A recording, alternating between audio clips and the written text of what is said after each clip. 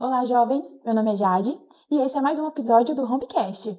Olá, jovens! Meu nome é Ieda, como você já conhece, e hoje nós vamos falar sobre um tema muito importante: erradicação do trabalho infantil e de adolescentes. Hoje a gente está com uma convidada especial, ela vai se apresentar aqui pra gente. Olá, meu nome é Osmarina, sou assistente social e hoje eu atuo no Instituto Reação, ali no projeto social. Hoje a gente está tratando de um assunto muito importante, né, Osmarina? Você, como assistente social, vai nos ajudar a tirar essas dúvidas e sanar as nossas questões também, né? Acredito que é um tema que precisa ser falado, que precisa ser visto também, né? Porque hoje, na sociedade que a gente vive, nossas crianças ainda assim estão em situações muito vulneráveis. E a gente precisa de pessoas que falem sobre isso e que mostrem isso para aqueles que precisam ouvir também.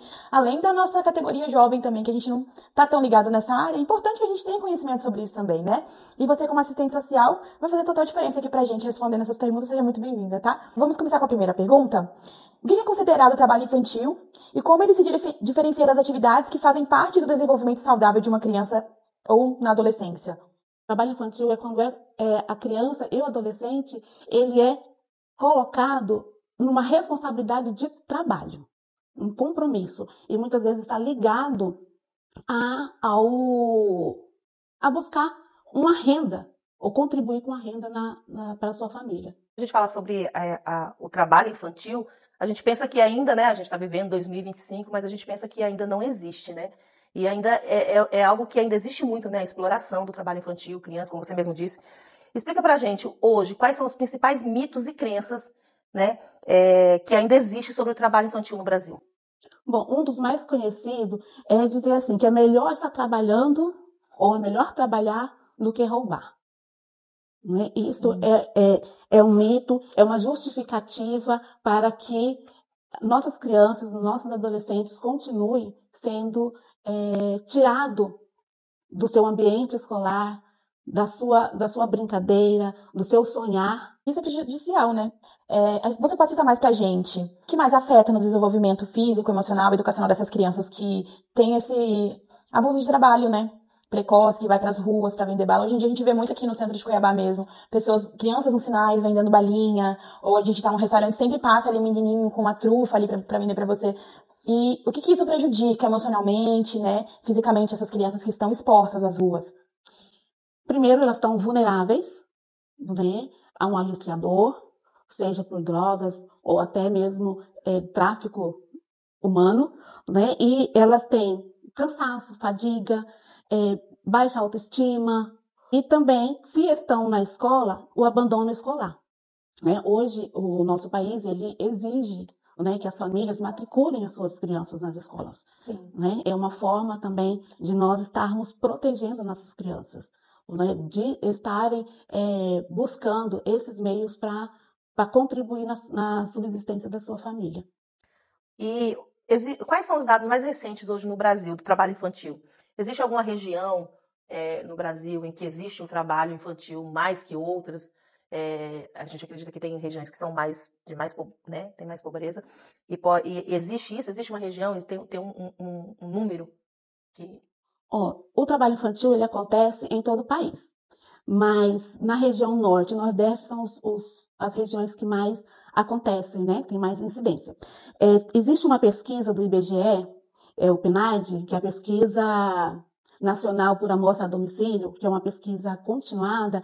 Ela nos trouxe, o último dado que nós temos é de 2022, falando que tem em torno de 2 milhões ainda de crianças e adolescentes que estão nessa situação. A gente sabe que existem muitos fatores, né, para essas crianças estarem nas ruas, questão de vulnerabilidade social, econômica, né? E você pode citar pra gente quais são esses principais fatores que levam essas crianças e adolescentes a ingressar nesse trabalho precoce, mais profundamente falando pra gente entender? Então, o primeiro é a pobreza, a desigualdade social, né, econômica, ela leva a criança ou a família expor a criança numa situação de trabalho precocemente, né?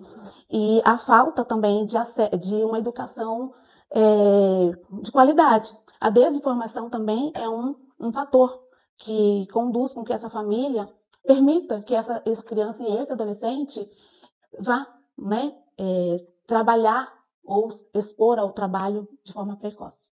Você falou que o último dado feito pelo IBGE, isso? IBGE. Foi em 2022, né? Foi 2 anos, 3 anos depois da pandemia. Você acha que depois da pandemia do Covid-19, essa situação se agravou? Acredito sim, porque a pandemia ela contribuiu para que as famílias levassem essas crianças para a informalidade, né? E a desigualdade aumentou também, né?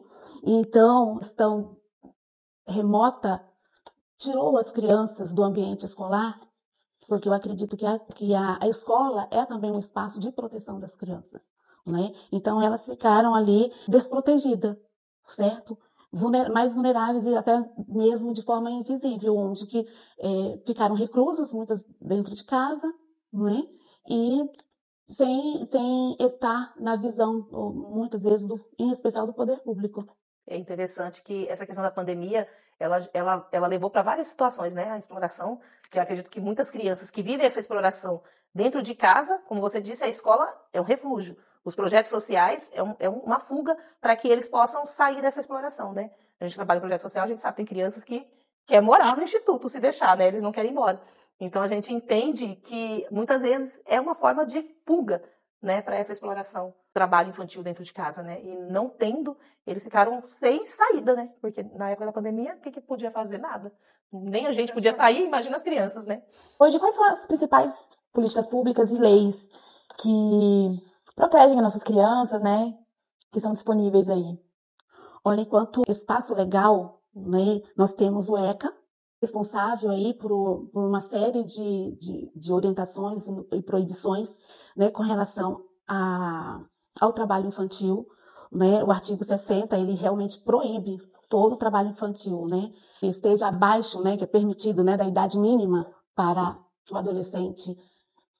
O trabalho infantil nem deve existir, né? O trabalho mais do adolescente, né? Que é o permitido a partir dos 16 anos e com a exceção dos 14 anos, quando é para o jovem aprendiz, né? A gente estava conversando agora há pouco, né, Jade, Asmarina, nossa amiga Thelma que está ali, que às vezes as pessoas pensam que o que é a exploração infantil? Não posso deixar meu filho fazer nada. Não, meu filho não vai me ajudar em casa. E explica pra gente, assim, o que é? Porque às vezes a gente pensa que, né, muitas pessoas têm isso na cabeça. Exploração de criança, de trabalho de criança. Não posso deixar meu filho fazer nada, nem me ajudar naqueles afazeres de casa. E você estava explicando pra gente que não é isso, né? Você pode explicar pra gente um pouco melhor sobre essa questão? Sim. As famílias, elas precisam de informação, né? E muitas vezes ela tem essa fala por estar desinformada. Então, o responsável por a criança, pelo adolescente, ele pode sim ensinar o seu filho, né, a ser útil dentro da casa, dentro da família. O que ele precisa é permitir que essa criança ela estude, ela tenha saúde, ela tenha convivência social, né? Essa criança ela pode ir e pode vir, né? E ela pode ensinar essa criança, ela pode delegar, né? Olha, enche as garrafas de água. Então ela vai estar ensinando, fazendo com que essa criança se sinta útil e pertencente à família. Né? O que não pode é pôr a criança para ela ser o cozinheiro, o lavador da casa, né? Ser o arrimo da família, ou seja, trazer e sair, né? Vender uma bala, vender uma paçoca nas vias públicas ou nos espaços, em outros espaços, e essa criança ficar o tempo todo externo fazendo isso, né? Para trazer o sustento para casa. Mas ela ensinar dentro da condição, da idade dela, que ela tem condição física e emocional para fazer, ela pode ensinar. O que ela não pode é se submeter essa criança e esse adolescente a serviços que está além da condição emocional e física. Marine, como é a atuação da assistente social nos casos de identificação de trabalho infantil? Compartilha com a gente um pouco da sua experiência. Quando nós recebemos uma denúncia ou percebemos que uma criança, um adolescente, ele está numa situação de exploração ou está em uma situação de fadiga, né, de sobrecarga, que a gente identifica que é um trabalho forçado, né, além das suas capacidades e que está além do que a lei permite, nós primeiro ouvimos, buscamos a veracidade. Se for uma denúncia, a gente vai investigar. E nós recebemos isso, identificamos e encaminhamos para os órgãos competentes, né, que são responsáveis para melhor investigação e que têm lá suas autoridades para realizar. E em outro caso, nós buscamos mostrar com sensibilização, com campanhas, orientando a família, né, de que não é para fazer, o que ela deve fazer, e se a família não entende o que nós estamos orientando, então nós recorremos, aí é que nós recorremos às autoridades competentes, né? Outro papel é fazer com que essas famílias, elas tenham acesso aos seus direitos, né? Então, o assistente social, primeiro, ele faz a escuta, ele faz uma certa investigação para verificar a veracidade disso, identificando que o adolescente ou a criança está em situação de trabalho infantil, nós recorremos às redes, né, a socioassistencial, nós articulamos, né, com conselhos tutelares, com os conselhos, com os CRAS, para que essas famílias sejam orientadas, não que não sejam orientadas por nós quando chega até nós, né, mas nós orientamos e falamos dos direitos da criança. O desafio maior é romper, em especial, com a naturalização disso. Por exemplo, nós falamos agora há pouco que quando nós estamos no sinal ou na rua, nós somos abordados, às vezes, por crianças e adolescentes fazendo vendas de bala, de doces, assim. Podemos naturalizar. Nós não podemos falar assim, eu vou comprar para ajudar. Porque se nós estivermos comprando, nós estamos contribuindo para que essa ação da exploração do trabalho infantil perpetue. Então, é melhor nós negarmos, verificarmos se não tem um adulto por detrás, escondido, empurrando essa criança, né, para o ambiente público para fazer essas vendas. Então, porque aí ele está explorando financeiramente essa criança e esse adolescente. Que na maioria das vezes tem, né? Porque a gente passa, fica com dó, vê uma criança, fica com dó, vou comprar para ajudar. E com adulto a gente muitas vezes pensa, já tem tantos trabalhos, tanta coisa que poderia estar fazendo. Então, existe muito isso, né, Osmarina, deles usarem, né? A gente não costuma, né? Na verdade, a gente já compra pensando em ajudar a criança.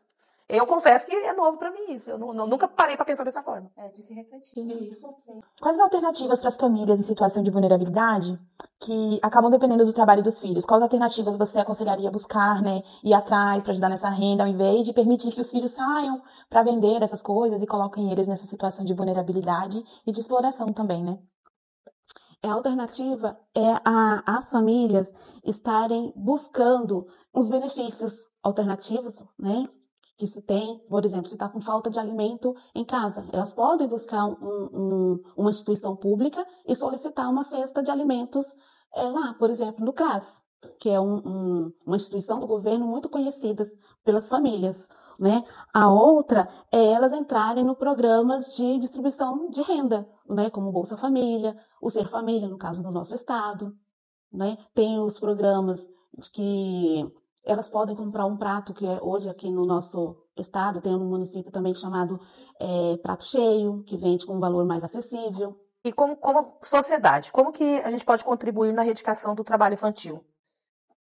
Uma das alternativas eu falei agora há pouco, que é não contribuindo com a compra e o consumo dos serviços ou alimentos que esses estiverem oferecendo, né? Às vezes a gente pensa que a gente está ajudando e nós estamos contribuindo para que essa exploração seja perpetuada. Tá. Qual mensagem você gostaria de deixar, né, para os nossos ouvintes que estão nos vendo agora, sobre a importância de proteger as nossas crianças? E se a gente vê uma criança nessa situação, o que a gente faz? O que a gente pode fazer? Para onde a gente pode ligar? Para quem que a gente pode avisar? Qual que é o órgão que vai ouvir a gente? Que a gente pode estar fazendo uma denúncia, por exemplo? Olha, via telefone, nós temos o Disque 100, né, que é o dos direitos humanos. Ali você pode anonimamente relatar o que você viu, como que você viu, onde que é, e aí posteriormente as autoridades vão estar verificando. Mas nós temos os conselhos tutelares, pode estar fazendo essa denúncia lá, que eles também vão verificar. Apesar que o Conselho Tutelar hoje ele é visto assim, muito como um órgão de punição, tanto para os pais como para os crianças e adolescentes. Ele é um órgão de proteção.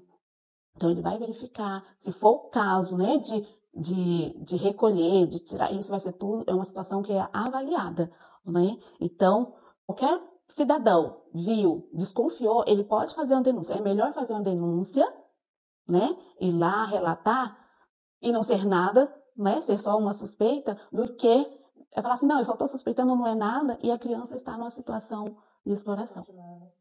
Agora a gente vai falar sobre o papel da igreja, né, nos caminhos para a erradicação do trabalho infantil.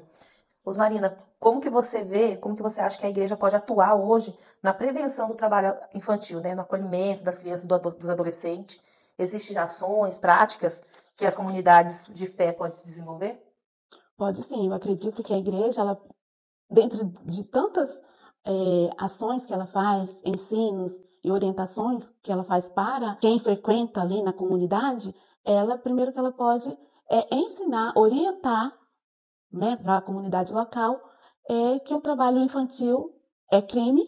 Eu acredito que esse trabalho que vocês já estão fazendo é uma forma que a igreja pode contribuir com a sociedade, de falar sobre os mitos, de mostrar os canais, de orientar o adolescente até que ele tem direito, ele também tem deveres, que os pais também têm direito sobre a criança e têm deveres sobre as crianças, né? E que o ECA não é um bicho de sete cabeças, muito pelo contrário, ele é para orientar os seus pais, que muitas vezes têm ações exageradas, ou aqueles pais que são negligentes no cuidado com a criança, e a igreja é uma ponta essencial, porque a igreja é um local onde que muitos olham e falam assim, ali não é para ter tais atitudes que é visto fora dela, né? E todos os membros, desde o do menor ao maior, desde os mais simples aos mais conhecidos, podem e devem contribuir ensinando, orientando que criança tem que ser criança, né? Ela tem que brincar, ela tem o direito a se socializar, a praticar um esporte, né? Ela ir e vir, expor suas ideias, né? Essa criança, ela precisa viver de forma digna e plena. E a gente, assim, a gente que tá na igreja, a gente já sabe, né? Normalmente tem aquela criança, o mais velho, né? Que leva a criança, aquele monte de criancinha, e que muitas vezes tem aquela responsabilidade, né? De, por ser o mais velho, de praticamente criar, né? A gente que é mais jovens, a gente sabe, né? Que antigamente era assim, né? O mais velho tinha a responsabilidade de cuidar dos mais novos, praticamente criar os mais novos. Você também, né, Jade? Você também vive essa experiência. E responsabilidade da casa, né? E acaba que se torna pesado, né, para o mais velho. E creio eu, né, que existem vários traumas que depois na vida adulta gera. Que você acha sobre isso? O que você tem para nos dizer sobre essa questão? Antes de nós termos o ECA, né, os nossos avós, nossos pais, eles tiveram essa experiência de serem os responsáveis pela sua casa. Eu mesma cuidei dos meus dois irmãos. Eu tinha que cuidar da casa, né? Porque quando a mãe ia trabalhar, o pai ia trabalhar, eles davam uma ordem e a gente tinha que cumprir e estar dentro do prazo deles, né? Senão a gente sofria as consequências. É claro que eles também não tinham orientação. Eles viviam do jeito que as experiências que eles tinham, que eram repassadas, né? Mas depois do ECA, né? Que é o Estatuto da Criança e o Adolescente, que visa os direitos da criança, né, a proteção a essa criança, é claro que mudou, né, porque antes a criança ia para a roça muito desde cedo, né, ia plantar, ia buscar água longe, com peso, plantar feijão, arrancar feijão, cuidar, além dos afazeres domésticos. E aqui no nosso estado e no Brasil, um dos locais que mais se encontram crianças e adolescentes em situação de exploração é na área da agricultura, do comércio, né? E isso não é de hoje, é bem antigo, né? Eu tenho uma amiga que era conselheira tutelar, a gente até conhece a Gisélia, ela contava que ela trabalhava no conselho e a gente fala sobre esse pessoal que vem de outros países, né? Que eles iam, buscavam as crianças, tiravam os pais, as crianças da rua, dava casa, comida, e no outro dia as crianças estavam lá novamente. Então parece que assim, as famílias meio que querem, meio de forma, acostumou com aquele tipo de vida, né? Ela conta que eles tiravam da rua, daqui a pouco, no outro dia, estava na rua de novo. Então, parece que era uma forma mais fácil de conseguir dinheiro usando as crianças para pedir. Eu lembro dessa história que ela sempre nos contava. Puxando esse seguinte para o passado, né, que a gente falou das gerações, hoje em dia eu escuto até minha mãe mesmo falar, eu trabalhei, sempre ajudei a minha mãe em casa, e aí eu tô viva e tô bem. E parando para pensar, o impacto que causou nela, né, agora no futuro, ela deixou de estudar, né, só fez até o ensino médio, quinta série, porque precisava trabalhar para ajudar em casa. Então, a gente vê que realmente causa impactos. Porque naquela época não era se discutido isso, porque não tinha tanta importância a educação. E hoje a gente entende que a educação é tudo que a gente tem. Se você quer um trabalho bom, você tem que estudar. Se você quiser ter um embate, uma discussão com quem seja, você tem que ter conhecimento sobre aquilo, né? Então hoje a gente entende o quanto a educação, o quanto a criança brincar, o quanto a criança socializar, isso faz totalmente diferença, tanto para o desenvolvimento cognitivo, físico, né? Essa busca por educação é importante. E quando a gente coloca essas crianças nesse estado de vulnerabilidade, a gente tira isso delas. A gente tira sonhos dela, as oportunidades, né? Porque quando está se trabalhando, não tem tempo para se sonhar, né? A infância dela é roubada. E o que nós podemos fazer é estar com os olhos atentos e ter hombridade com essa criança. Ou seja, se a gente identificou, viu, vamos fazer a denúncia, né? Vamos nos importar com essa criança, não vamos naturalizar isto. Né? E a gente sabe que mesmo na cidade, porque a gente estava falando agora do campo, né, da agricultura, mesmo na cidade existe, né? Existe as negligências. Os pais que muitas vezes hoje pegam o celular e entrega para a criança, deixa ela lá, isso é uma negligência também, né? Porque aí coloca a criança numa situação onde que a mãe pode estar orientando, zelando dessa criança, mas não, a mãe está em outro lugar e deixando a criança. Aí a gente está entrando numa outra situação, que é a negligência. Né? Mas, assim, essa negligência pode fazer com que a criança não esteja na escola. Né? E muitas vezes, negligenciando, essa criança se vê com vontade de comer e ela precisa ter que preparar seu alimento. E se não tem o alimento, e os responsáveis não vão em busca de né? De suprir essa carência, essa criança se vê, muitas vezes, tem ideia ou conversa com alguém, se vê obrigada a sair para buscar sustento para si. E quem sabe até por o responsável dela. Então já acaba não sendo algo natural, né? Algo por necessidade e obrigação. Eu tenho que fazer porque eu preciso comer. Exatamente. Eu tenho que ir atrás porque eu preciso ter. Se eu não for, quem vai fazer por mim? E esse deveria ser o papel dos responsáveis. Né? Isso não deveria ser um pensamento de uma criança. O pensamento de uma criança eu tenho quem é por mim. Meus pais são por mim. E tem essas pessoas que vão me ajudar aqui.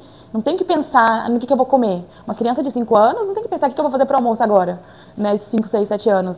Porque tem que ter os pais ali presentes, né, na vida dessas crianças. E a gente vê que realmente causa muito impacto psicológico nessas crianças. São crianças que desenvolvem depressão, ansiedade, né? São crianças que têm síndrome do pânico. Criança com 10 anos com síndrome do pânico. Doenças que a gente só via em adultos. Hoje em dia as crianças já desenvolvem. E é simplesmente por falta de contato com os pais dentro de casa, né? Pessoas que escutam, que olham, né? Que põem limites também. Então acaba que deixar esse solto, você também deixa esse vácuo no mundo da criança, né? Ela não tem... Sim, ela perde a esperança, né? E às vezes ela está nessa situação justamente porque ela precisa de alguém que cuide e ela não se vê. Ela vê, por exemplo, uma outra família que tem o seu responsável ali cuidando, zelando, e isso vai gerando dentro dela muitas angústias, e elas não conseguem ter resposta porque elas não estão preparadas para ter esse tipo de questionamentos e nem estão preparadas para estar nessa situação de exploração, né? E aí elas ficam vulneráveis, sim, a ter essas doenças emocionais, né? Distúrbios, né? Então, e se não tratadas quando crianças, isso vai eclodir na fase adulta.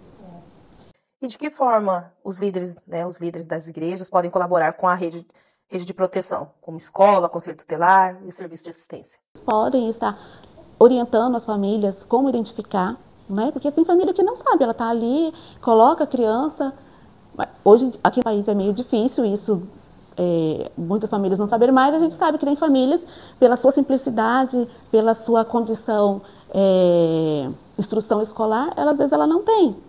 Né? Não sabe exatamente, e pela sua necessidade acaba colocando a sua criança em situação vulnerável de exploração. Então, se faz parte da comunidade, os líderes, eles podem estar atentos e orientar, né, essas pessoas, essas famílias que estão ali próximo deles também, promovendo encontros, certo, com os profissionais, trazendo profissionais. Eu acho que hoje é um momento que, no caso do Rompecast, está fazendo, falando para tantos jovens de hoje, né, que eles também podem fazer essas denúncias, também podem identificar e avisar seus líderes, né? Mas também não é assim, o jovem, a criança fala assim, olha, minha mãe põe eu para lavar a louça, já estou sendo explorado. Não, a mãe... Daqui a pouquinho as crianças vão achar que...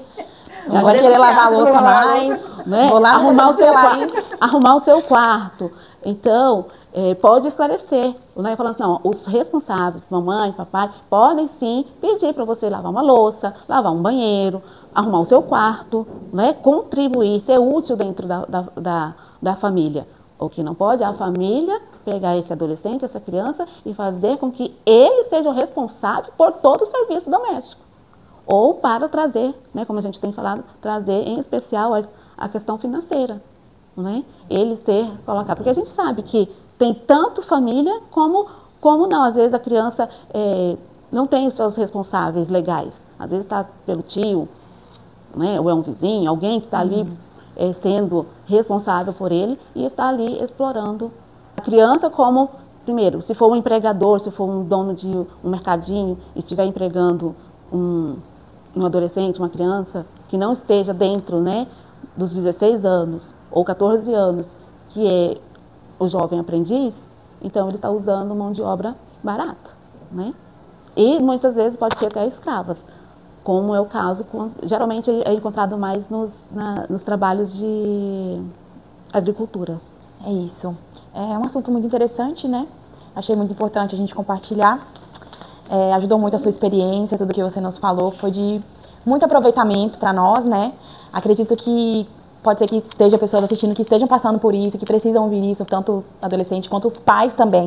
Talvez não entendam, né, sobre o assunto, não sabem o que acontece, às vezes dentro da sua própria casa acontecendo isso, e você não sabia, agora você está sabendo, tá? Então eu achei, muito eficaz, é muito bom falarmos sobre isso, né, sobre essas questões sociais, a gente já entra nas políticas públicas, nas leis, que as pessoas não procuram saber, né? Onde que eu vou atrás? Eu não sei, e fica estagnado, né? Não vai atrás, não resolve.